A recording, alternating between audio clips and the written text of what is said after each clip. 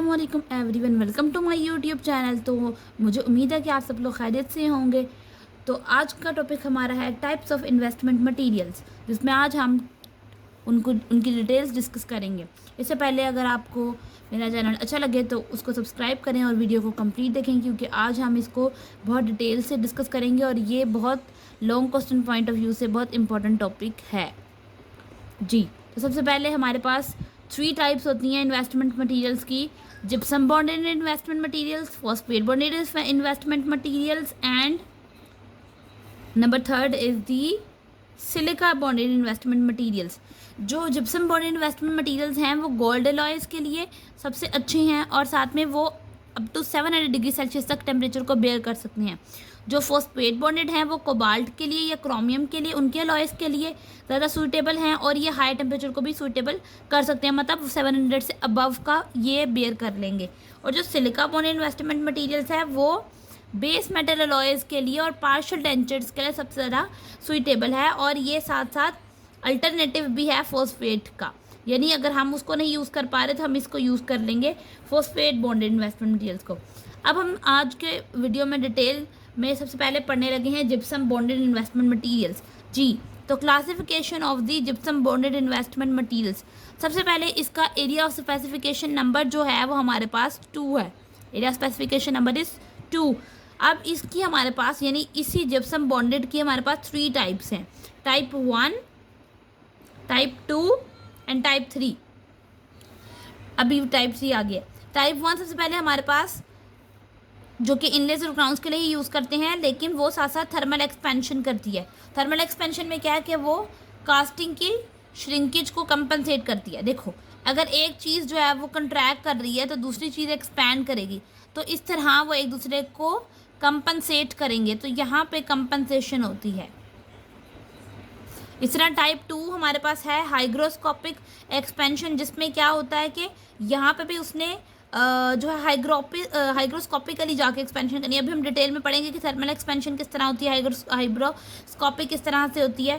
तो लेकिन हम अभी सिर्फ बात करें कि टाइप 2 में वो एक्सपेंशन हाइग्रोस्कोपिक होगी, टाइप 1 में थर्मल होगी और टाइप 3 जो है हमारे पास partial denture with gold alloys के लिए सबसे ज़्यादा ज़रूरी है। हमने फर्स्ट में गोल्ड अलॉयज़ तो पढ़ा, लेकिन उसमें हम पार्शियल वाला लफ्ज़ नहीं हमने देखा, क्योंकि वो पार्शियल के लिए नहीं है, वो सिर्फ गोल्ड अलॉयज़ है। टाइप 3 में हमारे पास आ जाता है पार्शियल डेंचर भी।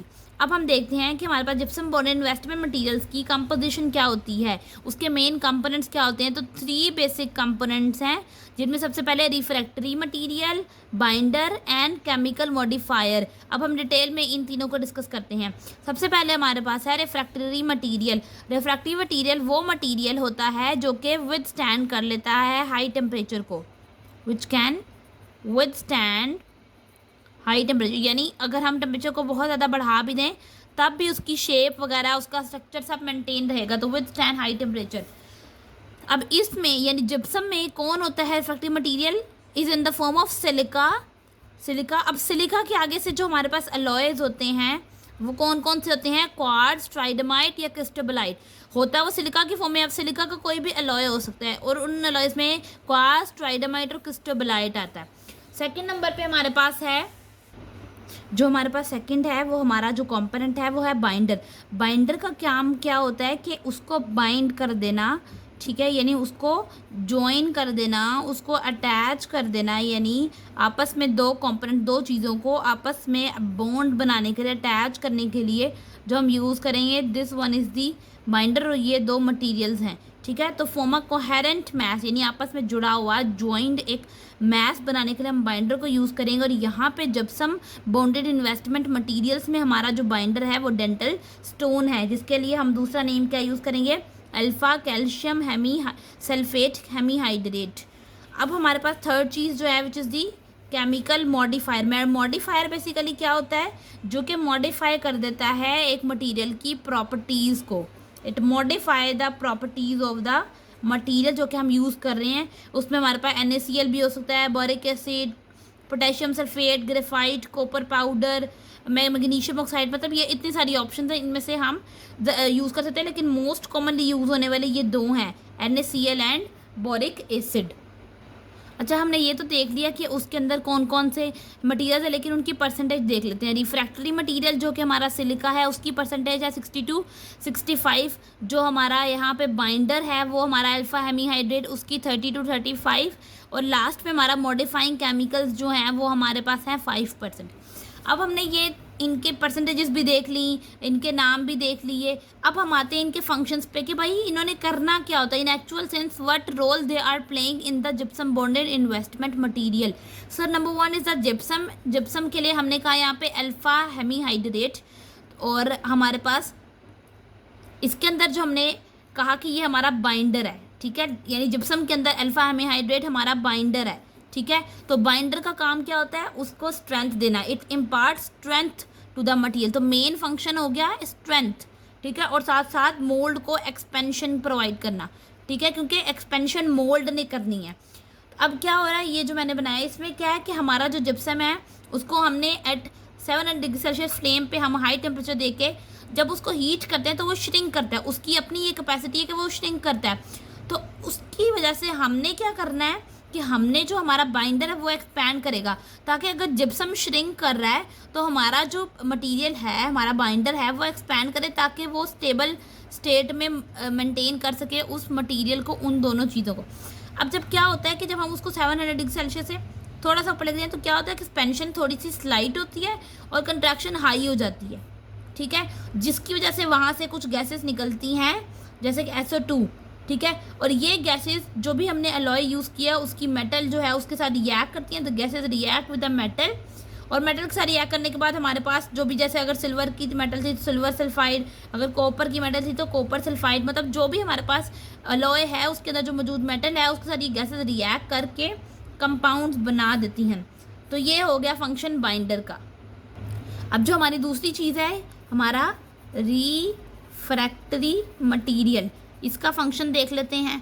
तो रिफ्रैक्टिव मटेरियल हमारा जिप्सम बॉन्डेड इन्वेस्टमेंट मटेरियल में हमारे पास सिलिका है, और सिलिका डिफरेंट अपने अलॉयज में भी है, क्वार्ट्ज, क्रिस्टोबलाइट, लेकिन जो हम इसके लिए यूज़ करते हैं मतलब जिप्सम के लिए वो क्वार्ट्ज और क्रिस्टोबलाइट ज़्यादा होते हैं, ट्राइडमाइट इतना ज़्यादा नहीं होता।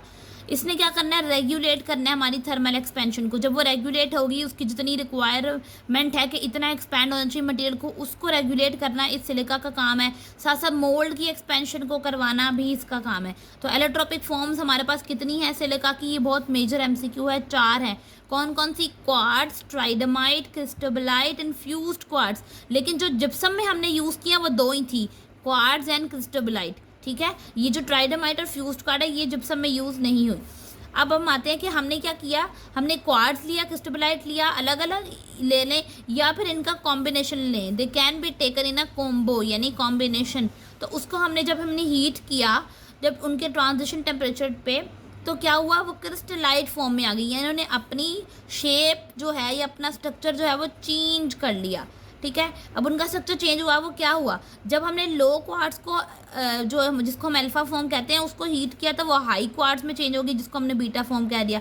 इस तरह हमारा जो लो क्रिस्टोबलाइट था उसको हमने अल्फा फॉर्म को हीट किया तो वो हाई क्वार्ट्ज यानी बीटा फॉर्म में, यानी अल्फा से बीटा में जाने के लिए हम टेम्परेचर दे रहे हैं और हीट कर रहे हैं जो स्पेसिफिकली टेम्परेचर उसको रिक्वायर्ड है, जो क्वार्ट्ज के लिए 575 और क्रिस्टोबलाइट के लिए 200 की रेंज में। तो इनको हीट करने से हम अल्फा से बीटा फॉर्म बना लेते हैं। अब हमें इस एडवांटेज क्या, why we are making this beta form, उसका एडवांटेज हमें यह है कि डेंसिटी कम हो जाती है और वॉल्यूम जो है वो चीज़ का ज़्यादा होता है। जब वॉल्यूम ज़्यादा होता है तब उसकी एक्सपेंशन भी लीनियर होती है और हमने अपनी एक्सपेंशन ही इंक्रीज़ करवानी थी, तब हमने ये जो है प्रोसेस अल्फ़ा बीटा का किया। और अगर हम चाहते हैं कि हमारी वो फॉर्म वापस आ जाए तो हमें बीटा वाली फॉर्म को कूल करना पड़ेगा, तो दोबारा वो अल्फ़ा में रिटर्न हो जाएगी। ये हमारा फंक्शन था रिफ्रैक्टिव मटीरियल का। जो अब हमारे पास है थर्ड कंपोनेंट में हमारे पास था केमिकल मॉडिफायर, और केमिकल मॉडिफायर में भी 3 चीज़ें हैं हमारे पास, reducing agent, modifying chemicals and colouring agent. तो हम सबसे पहले देखेंगे कि रिड्यूसिंग एजेंट क्या होता है। रिड्यूसिंग एजेंट क्या है, जो कि रिड्यूस करता है ऑक्साइड्स को, ठीक है, ऑन द मेटल, और कहाँ पे, non oxidizing atmosphere in the mould, और मोल्ड में जाके नॉन ऑक्सीडाइजिंग एटमॉस्फेयर क्रिएट करता है, जिसकी वजह से अब देखो ना, जब इन्वायरमेंट नॉन ऑक्सीडाइजिंग है मतलब वहाँ पे ऑक्सीडेशन रिएक्शंस वगैरह नहीं हो सकते, तब क्या होगा, वो मटेरियल हमारे पास कोरोजन रेजिस्टेंट बनेगा। तो ये हमें इसका एक बेनिफिट हो जाता है, ठीक है, और ज़्यादा देर तक रिटेन करेगा अपने आप को। तो रिड्यूसिंग एजेंट क्या है? It provides a non oxidizing atmosphere, जिसकी वजह से हमें करोजन रेजिस्टेंट फ्री मेटल मिलेगी, एलॉय मिलेगा। तो इसमें कौन कौन सा है? कार्बन सबसे ज़्यादा, या चारकोल वर्ड भी इसके लिए यूज़ किया जाता है, कार्बन या चारकोल, और कॉपर पाउडर। सेकेंड हमारे पास है मॉडिफाइंग एजेंट्स। मॉडिफाइंग एजेंट क्या है? उनमें मैंने आपको बताया था जो प्रॉपर्टीज़ को मॉडिफाई कर देते हैं, थोड़ा सा बढ़ा देते हैं, ऐड कर देते हैं, जैसे कि boric acid, NaCl, they are the main modifying agents. अब हम देख लेते हैं कलरिंग एजेंट, तो वही ना, हम उसको कलर देने के लिए बस उसको ऐड करेंगे, ये इसका सिंपल बेसिक बात है। अब क्या है कि ये मॉडिफाइंग एजेंट साथ साथ अब उसकी मैंने कहा प्रॉपर्टी को इनहेंस करेगा, अब उसकी प्रॉपर्टी एक्सपेंशन, तो उसके एक्सपेंशन के टाइम को, उसके सेटिंग के टाइम को रेगुलेट करना इस मॉडिफाइंग एजेंट का या इस मॉडिफाइंग केमिकल का ही काम है। नॉर्मल सेटिंग टाइम जो है वो मोस्ट इंपॉर्टेंट याद रखना है, मैक्सिमम जो है वो 25 है मैक्सिमम, और मिनिमम जो है हमारे पास 5 है। तो 5 to 25 minutes is the setting time for the gypsum bonded investment material.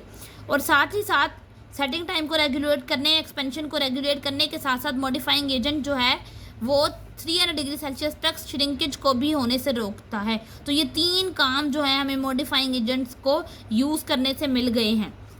अब हम देखते हैं जी फैक्टर्स, अभी सिर्फ उनके नाम देखेंगे, आगे डिटेल आएगी फैक्टर्स की, लेकिन ये फैक्टर्स वो हैं जो कि सेटिंग टाइम को जो है वो अफेक्ट कर रहे हैं। मैन्युफैक्चरर प्रोसेस, क्या किस प्रोसेस के तहत उसने वो मटेरियल बनाया है, और साथ ही साथ मिक्सिंग टाइम क्या है, कितनी देर उसको मिक्स करने में लगाया, और मिक्सिंग का रेट क्या है, उसके साथ वाटर पाउडर की रेशियो कि कितना हमने वाटर यूज़ किया और कितना पाउडर यूज़ किया हम लोगों ने, टेम्परेचर क्या था जिस पे हमने उसको सेटिंग टाइम उसका मेंटेन किया लेकर आए, एक्सेलरेटर क्या था या रिटार्डर्स क्या थे, मतलब रिएक्शन को स्पीड अप करने वाले या रिएक्शन को हिंडर करने वाले मटेरियल्स का देखेंगे हम। तो ये वो चीज़ें हैं जो सेटिंग टाइम को अफेक्ट करती हैं। These are the factors affecting the setting time. तो ये सेटिंग टाइम के फैक्टर्स का पता होना बहुत ज़रूरी है, क्योंकि अगर सेटिंग टाइम नहीं मेंटेन हुआ तो हमारा मोल्ड भी सही नहीं बनेगा, हमारा वैक्स पैटर्न भी सही नहीं बनेगा, और इन रिटर्न जो कि हमने लास्ट काम करना था इन्वेस्टमेंट मटेरियल का मेन काम यानी कि कास्ट बनाना, वो भी हमारी ठीक नहीं बनेगी। So we should have an eye on the factors which are affecting the setting time. अब हम बार बार यही बात कर रहे थे कि भाई यहाँ पे हमारे पास जो भी हमने मतलब मटेरियल अपना यूज़ किया उसके अंदर एक्सपेंशन की प्रॉपर्टी मौजूद है। एक्सपेंशन मतलब कि इनलार्जिंग द मोल्ड, यानी मोल्ड को थोड़ा सा वो इनलार्ज करेंगी, बड़ा करेंगी। और ये जो एक्सपेंशन है ये किसको कंपनसेट करेगी? कास्टिंग के अंदर आने वाली श्रिंकेज को। It compensate the shrinkage which occurs in the mould. तो इस एक्सपेंशन की बेसिस पे वी हैव 3 टाइप्स। ठीक है, सबसे पहले हमारे पास नॉर्मल एक्सपेंशन होती है। ठीक है, number 1 is the normal, number 2 is the hygroscopic and number 3 is the thermal. तो नंबर 1 यानी कि नॉर्मल एक्सपेंशन में हम क्या करेंगे, अपना जो भी हमने जिप्सम यूज़ किया, ठीक है, जिप्सम तो हम यूज़ करते हैं सब में, लेकिन उसके साथ साथ हम सिलिका यूज़ करेंगे। ठीक है, we are using gypsum with the silica. ये 2 चीज़ें जब हमने उनको मतलब यूज़ किया तो उसकी वजह से हमारा एक्सपेंशन इंक्रीज़ हुई। ठीक है, क्योंकि सिलिका जो है वो एक्सपेंशन को बढ़ा देता है। तो जब हमने सिलिका ऐड की तो पहले से ज़्यादा हो गई एक्सपेंशन। ठीक है, और मैक्सिमम सेटिंग एक्सपेंशन जो है यहाँ पे 0.5% है, जिसको हम एक्सेलरेटर्स की मदद से मेंटेन भी कर सकते हैं या रिटायर्स की मदद से भी मेंटेन कर सकते हैं। तो ये जो मैंने मॉलिक्यूल्स बनाए जिसमें ये मैंने बड़े वाले जो बनाए हैं दीज आर द जिप्सम, और ये जो छोटे वाले मैंने बनाए हैं दीज आर द सिलिका।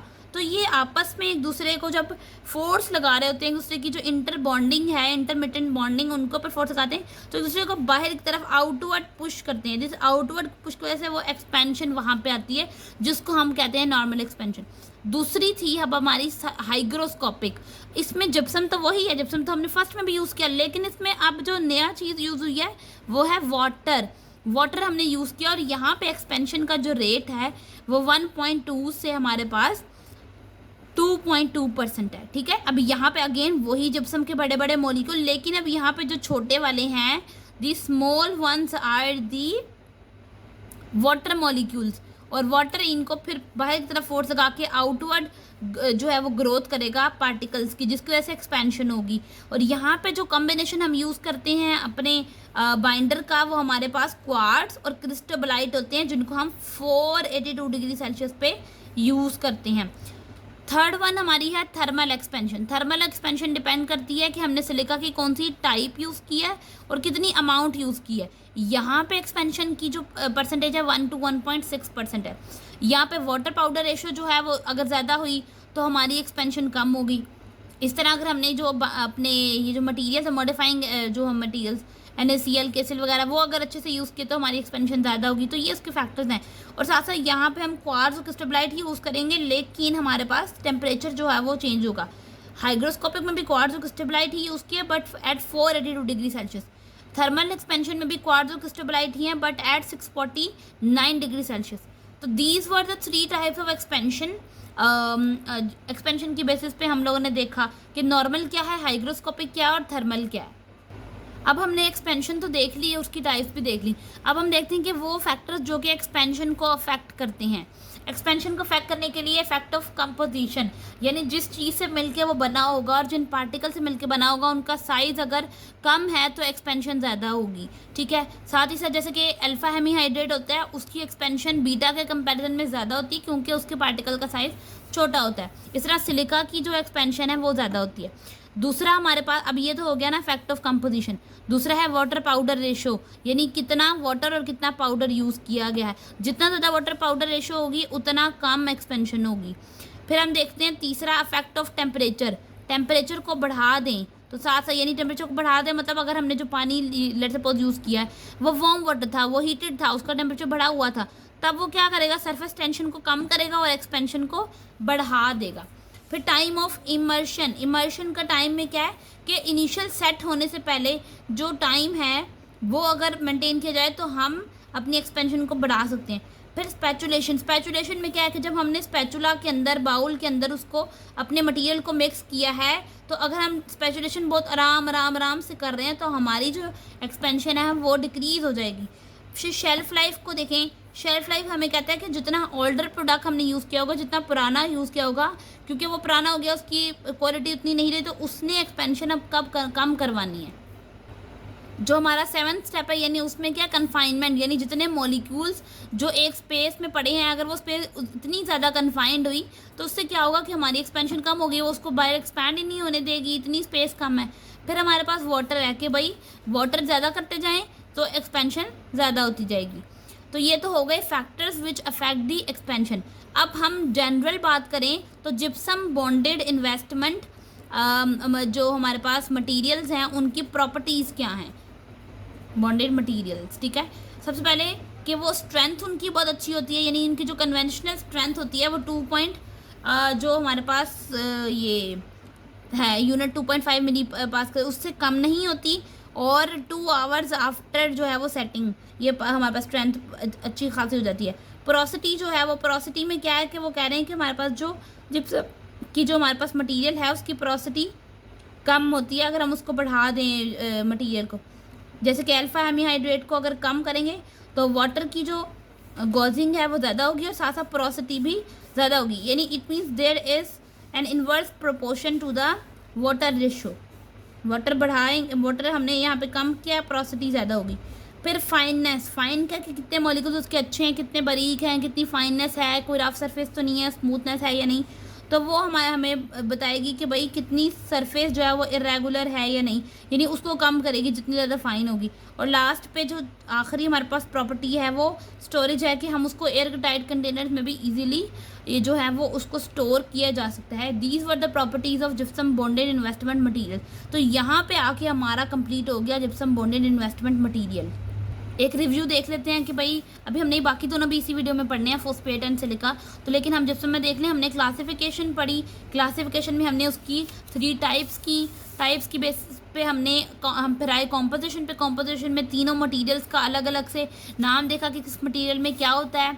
फिर हम आगे आए, उसके बाद हर मटीरियल का अलहदा से इंडिविजुअली फंक्शन जो है वो हमने डिस्कस किया। उसके बाद हम लोगों ने यही वो सारे फंक्शंस डिस्कस करने के बाद हमने जो है वो अब हम आए जो मॉडिफायर के अंदर 3 एजेंट्स थे उनको भी डिटेल डिस्कस की, और फिर हमने फैक्टर्स जो सेटिंग टाइम को अफेक्ट कर रहे थे उनको देखा। फैक्टर्स को अफेक्ट करने के बाद हम लोगों ने यहाँ पे एक्सपेंशन की बेसिस पे 3 टाइप्स डिस्कस की जिप्सम बॉन्डेड इन्वेस्टमेंट मटेरियल की, और फिर हम लोगों ने लास्ट पे इस एक्सपेंशन को अफेक्ट करने वाले फैक्टर्स को देख लिया। So now we are going towards our second topic, जो कि क्या था हमारा बेसिकली यहाँ पे फॉस्फेट बॉन्डेड इन्वेस्टमेंट मटेरियल, ठीक है। और अब हमारा है यहाँ पे थर्ड पे सिलिका। तो पहले हम फॉस्फेट पढ़ लेते हैं, फिर हम सिलिका की तरफ जाएंगे। अब है हमारे फॉस्फेट बॉन्डेड इन्वेस्टमेंट मटेरियल। तो ऐसे मटेरियल जिनके अलॉयज जो हैं वो बहुत हाई टेम्परेचर पे मेल्ट हो रहे हैं, तो ऐसे टेम्परेचर्स पे यानी जैसे 852 1100 सेल्सियस, तो उस पर जो जिप्सम बॉन्डेड इन्वेस्टमेंट मटेरियल्स होते हैं वो डिसइंटीग्रेट हो जाते हैं।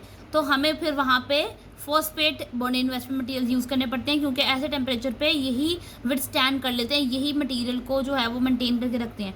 इसमें मौजूद बाइंडर्स के नाम हैं phosphate bonded investments and silica bonded investments. ये जो फॉस्फेट बॉन्डेड हमारे पास हैं, इनके भी आगे से 3 कंपोनेंट्स हैं हमारे पास। कौन कौन से हैं वो?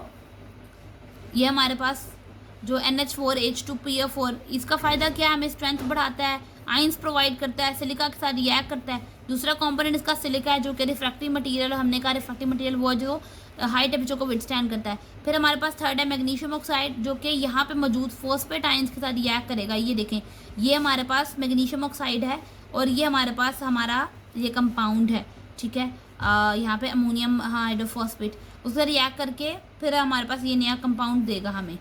और रूम टेम्परेचर पे क्या होता है कि जब ये मैग्नीशियम के साथ रिएक्ट कर रहा होता है तब हमें इसकी स्ट्रेंथ ग्रीन, मतलब बहुत टाइट स्ट्रेंथ मिलती है। लेकिन जब हाई टेम्परेचर पे जाते हैं तो स्ट्रेंथ और बढ़ जाती है, स्ट्रेंथ इंक्रीजेस। लेकिन हाई टेम्परेचर पे जाके हम इसके साथ सिलिका यूज़ करते हैं। रूम टेम्परेचर पे हम लोगों ने मैग्नीशियम यूज़ किया और हाई टेम्परेचर पे हमने जाके सिलिका यूज़ किया। स्पेशल लिक्विड जो इस फॉर्म में यूज़ होता है वो होता है सिलिका सोल, और वो साथ में वाटर के कॉम्बिनेशन में सिलिका सोल, ये बहुत इंपॉर्टेंट आता है। और यहाँ पे थर्मल एक्सपेंशन और बढ़ जाती है। These were the phosphate bonded investment materials. और लास्ट पे हमारे पास है सिलिका बॉन्डेड, यानी जो हमारी थर्ड टाइप थी इन्वेस्टमेंट मटेरियल। इसमें हम इथाइल सिलिकेट यूज़ करते हैं स्पेशल लिक्विड या सस्पेंशन के तौर पर, और एक्वास यहाँ पे साथ में हम कोलॉइडल सिलिका यूज़ करते हैं। पीछे हमने सोल जेल यूज़ की थी। जो कंपाउंड हमारा बनता है उसको हम कहते हैं सोडियम सिलिकेट। और साथ ही साथ हम लोगों ने जैसे 2 बोटल्स आपको अवेलेबल हैं, तो एक बोतल में HCl है और दूसरे में हमारे पास सोडियम सिलिकेट है, तो ये दोनों मिलके सिलिसिक एसिड बना देंगे। These were the complete topics of investment materials की टाइप्स।